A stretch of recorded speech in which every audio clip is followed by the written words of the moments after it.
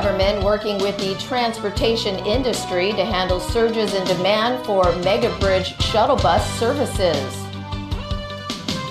In Indonesia, the search continues for the Lion Air plane 1 day after it crashed into the sea.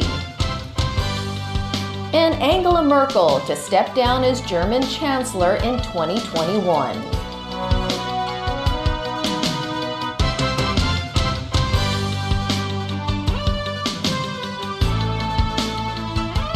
Good evening and welcome. The government is promising improved shuttle bus service on the Hong Kong-Zhuhai-Macau Bridge.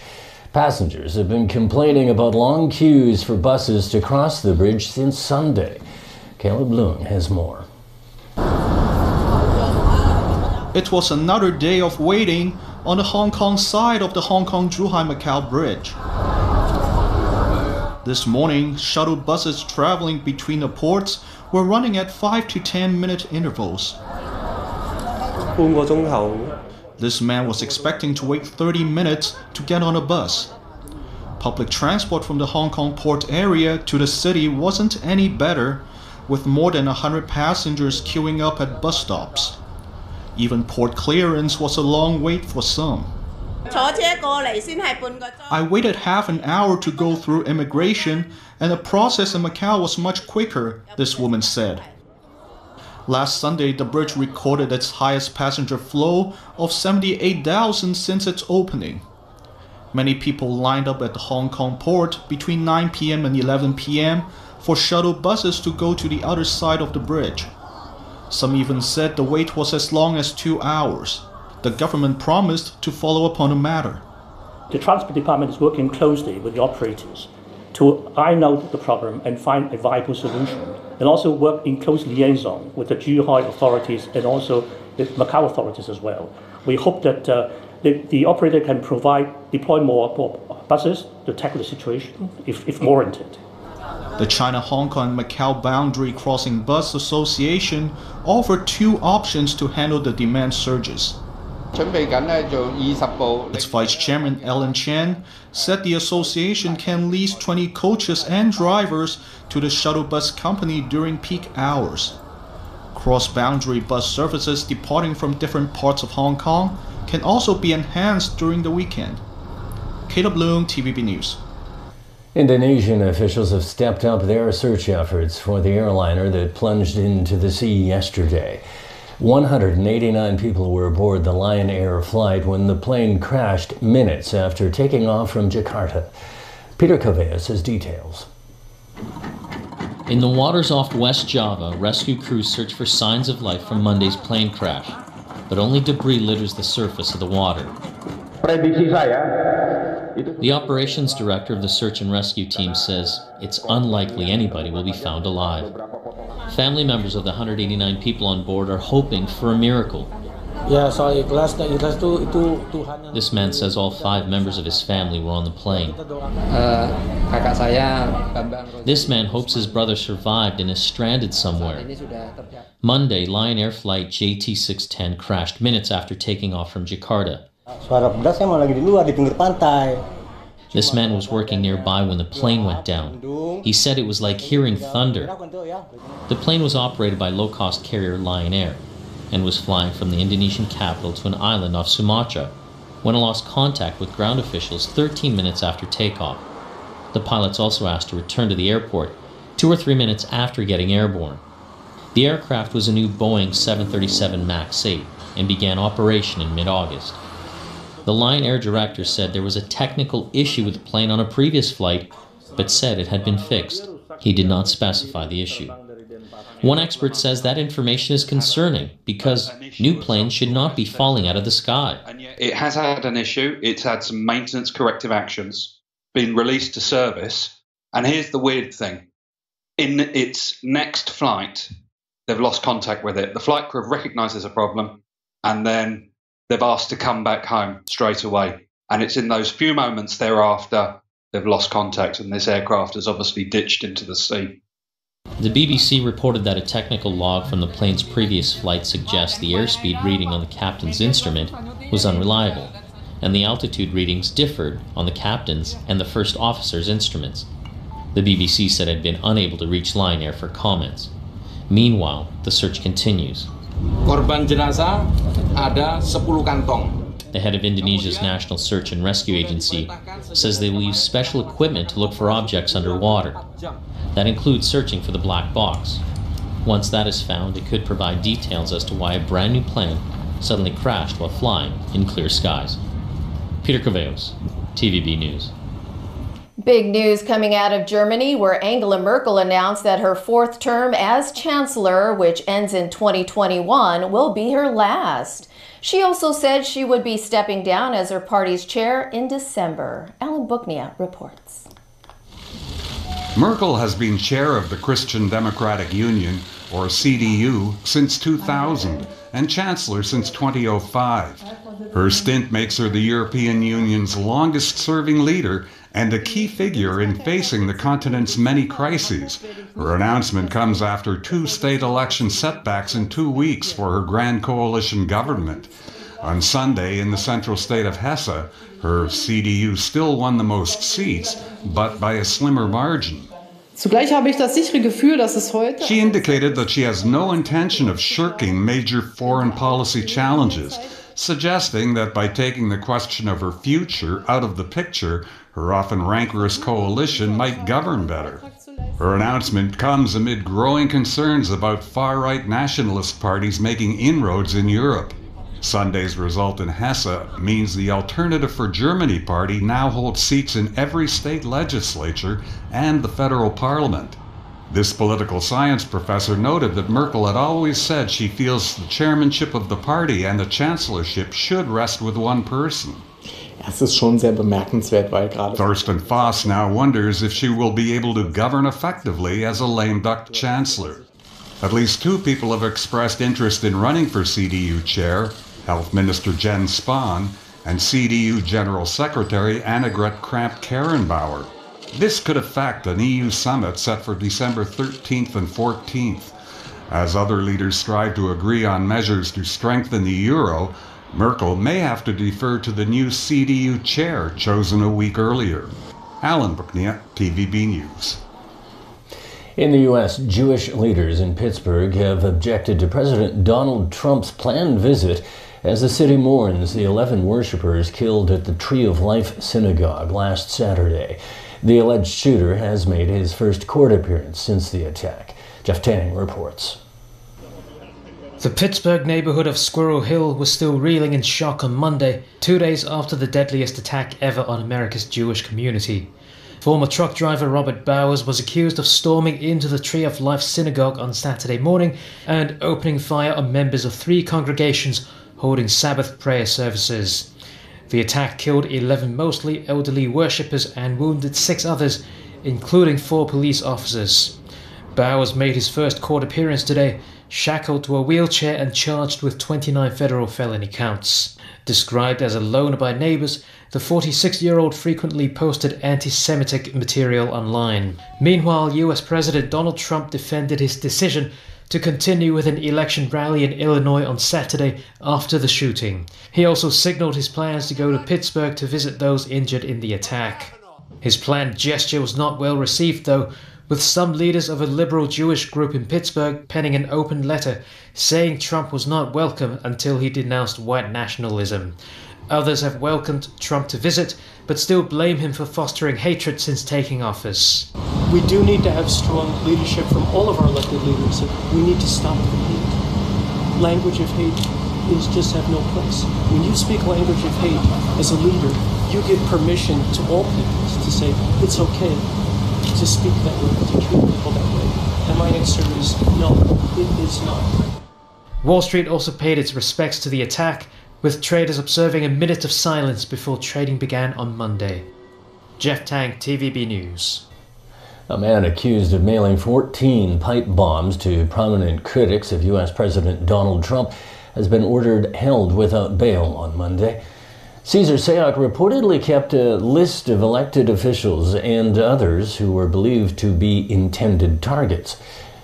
The 56-year-old made his first court appearance in a Miami federal court where he was said to have teared up and said little. Seok was arrested in Florida last week for allegedly sending pipe bomb packages to more than a dozen people, including former U.S. President Barack Obama, former Vice President Joe Biden, and ex-Secretary of State Hillary Clinton. Authorities believe Seok was putting together explosives in his van after officers recovered soldering equipment, a printer, and stamps in their investigation. Yesterday, bomb squads were called to a post office in Atlanta about another suspicious package addressed to CNN. The United States will be sending 5,200 troops to help secure the border with Mexico. The Pentagon said the larger-than-expected contingent will join the almost 2,100 National Guard already deployed there. This comes as President Donald Trump steps up his focus on illegal immigration ahead of next week's midterm elections. Meanwhile, the caravan of migrants continues to push northward. Hundreds waded across a river separating Guatemala from Mexico. This had the Mexican Navy patrolling that river. Still, Mexican officials are pushing the migrants to register before entering the country and to show travel documents that many insist they do not have. Still ahead in tonight's news, the Hang Seng Management College renamed as the Hang Seng University of Hong Kong. HKUST to set up a branch campus in Guangzhou. And Venice inundated as Italy is hit by heavy rain and fierce winds.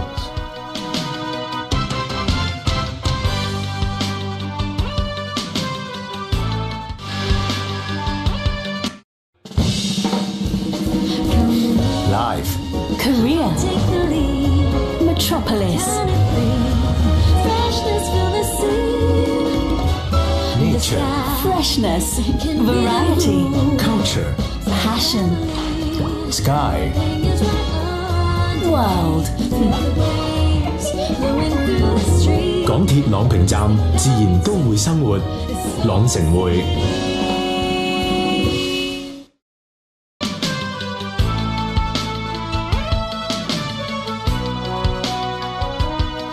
Welcome back to TVB News. The Hang Seng Management College is now officially known as the Hang Seng University of Hong Kong. Sharon Tang tells us more. President Simon Ho says he's grateful for the community's support. The history of the school dates back to 1980, when it used to provide mainly business diploma courses. In 2010, it was restructured into a non-profit private institution. Currently, the college offers more than 20 bachelor and master's degree programs in disciplines such as business and management, journalism and public relations. It has around 5,000 students and 200 full-time academic staff. A lawmaker said this is good news for students and higher education in Hong Kong. This is the second private university in Hong Kong, and I think this will be a boost to the private sector in the tertiary education. And I think that is very helpful for a stronger higher education sector in Hong Kong, especially we have a more pluralized education. Still, the college stressed that the change of title would take place only after registration.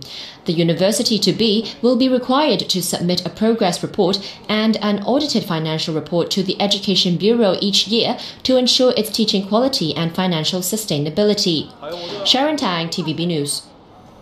The Hong Kong University of Science and Technology announced it will open a branch campus in Guangzhou. The university expects that this will boost its research in key emerging areas such as artificial intelligence and digital economy. Haley Zhou has details. The new campus of the HKUST will be located near the Qingshan High-Speed Railway Station to minimize the commute time between the two campuses. The 1.13 square kilometer site will be twice as large as the university's main campus in Clearwater Bay.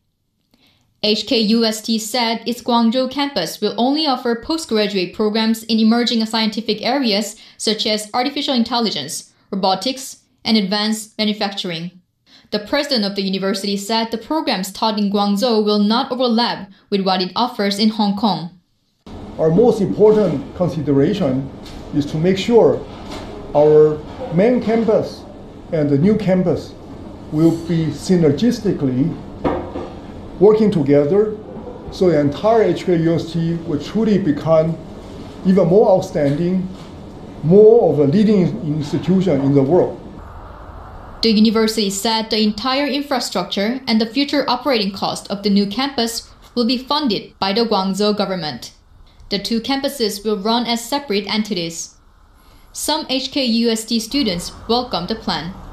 In Hong Kong, there is no industry, almost no industry in here, and then we go to the mainland to find the manufacturer. More opportunity that we can commercialize our technology here. Some students are concerned that the mainland campus may diminish the value of being educated in Hong Kong. Because in general, like Hong Kong schools are more recognized than mainland schools. From the employer's point of view, like even though it's the same school, then the question is why don't study in Hong Kong given you are like a Hong Kong citizen? The university will submit its proposal to education authorities on the mainland in March next year. The new campus aims to receive its first batch of students in 2021. The university has yet to decide whether the graduation certificates for Guangzhou students will be the same as the ones given to students in Hong Kong. Haley Zhou, TVB News. Another twist today, the city's probe into the shoddy works at the Hong Hom station. One of the subcontractors of the project revealed that the city's anti-graft watchdog is also investigating the case. Pinky Wong tells us more. Another day of hearing for the commission tasked with looking into support works at the Hong Hom Station construction site. Representatives of the MTRC and Leighton Asia, the project's main contractor, returned to the Tsuen Wan Law Courts building. That says Jason Poon, the managing director of China Technology, and other subcontractor, continued to give his statements. Photographs of workers in safety vests cutting steel bars were shown at the hearing today. Poon claimed that he was asked to delete them by Carl Speed, Leighton Asia's general manager. The panel's leading counsel questioned if Poon was confident that he was on site on the day the photos were taken.